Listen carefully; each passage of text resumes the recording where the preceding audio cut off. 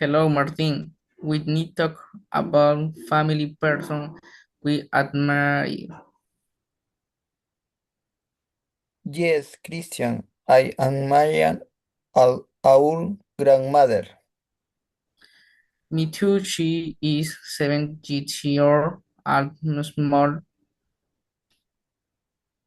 She was a teacher before, now she no where. She have gray hair and bright eyes, very kind and patient.